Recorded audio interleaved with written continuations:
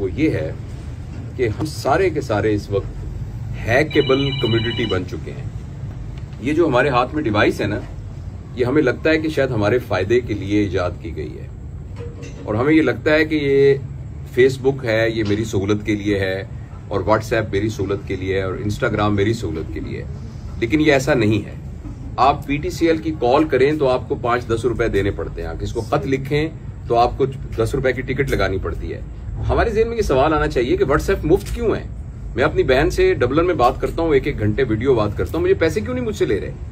अच्छा, जिसने ये बनाया है वो उस पर अरबों डॉलर खर्च कर रहे हैं। इलॉन मस्क ने ये 42 बिलियन डॉलर की एक चीज खरीदी है, और वो चीज इस ऐनक जितनी भी नहीं है।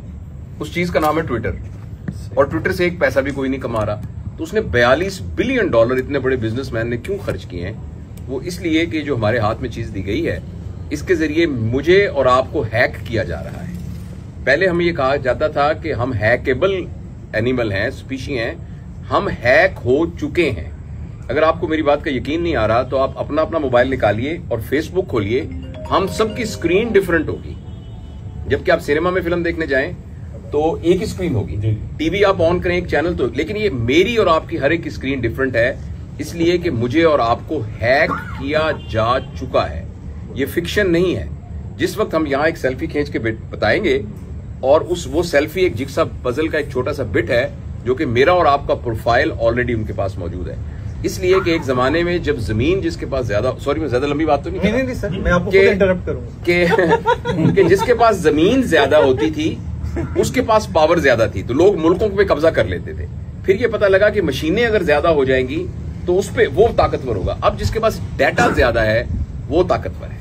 ये बात मैंने इसलिए आपको बताई कि इस वक्त बहुत फजूल डाटा इसके ऊपर आ रहा है, और उस डाटा के जरिए हमारे दिमाग को प्लूट किया जा रहा है, खास तौर पर हमारी यूथ के। तो मैं इसकी तफसील में जाने की बजाय सिर्फ मैंने इशारतन अर्ज किया है, हमारे लिए इसके ऊपर जो ये काम कह रहे हैं, वीलॉग बनाना या जो हम अच्छी बात सोच रहे हैं उसको बयान करना इसलिए बहुत जरूरी है कि हम उस गलत डाटा को कम से कम कुछ ना कुछ कम्बैट कर सके, कोई ना कोई अच्छी बात इसके ऊपर नजर आए। दुनिया का तो अब तो ये तो हिस्सा बन गया है, और हमारा भी जिंदगी का हिस्सा है। इसमें अब इसको अपने आप को बचाएं कैसे?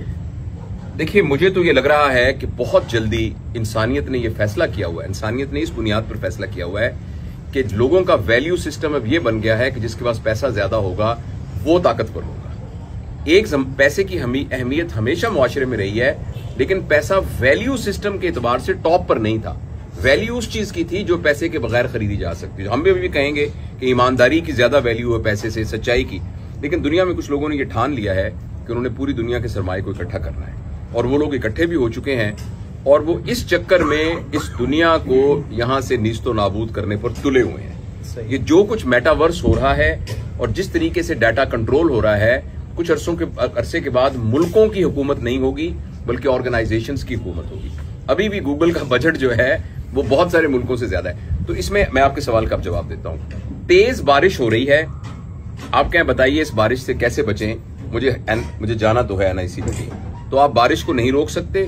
हाँ, खुद रेनकोट पहन सकते हैं और छतरी रख सकते हैं। तो मेरी सजेशन ये होगी कि इस मोबाइल के स्क्रीन के यूज को अपने बच्चों के लिए और अपने लिए जितना लिमिट कर सकते हैं उसको लिमिट कीजिए। इसको सिर्फ इंफॉर्मेशन और कम्युनिकेशन के लिए यूज कीजिए, एंटरटेनमेंट के लिए बिल्कुल मत यूज कीजिए, वरना अगले 10 साल में ऐसी नस्ल आ रही है और वेस्ट में आनी शुरू हो गई है कि जिन बच्चों को सुसाइडल टेंडेंसीज होंगी, चाइल्डहुड डिप्रेशन होगी, एबनॉर्मल सेक्सुअल बिहेवियर्स होंगे, सुसाइडल थॉट्स आएंगे। ये इतनी खतरनाक बात है। तो अपने आप को बचाने के लिए जितना नेचर से अटैच हो सकते हैं, कनेक्शंस की देख, हम जो सारे बैठे हुए हैं ना, ये हमारे कनेक्शंस नहीं है, ये हमारे रिलेशंस हैं।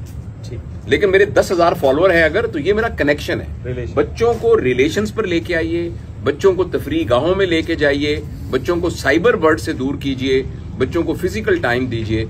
ये इससे बचने का तरीका है, अदरवाइज ये एक तूफान है जो आके तबाह कर देगा। सर, आप एक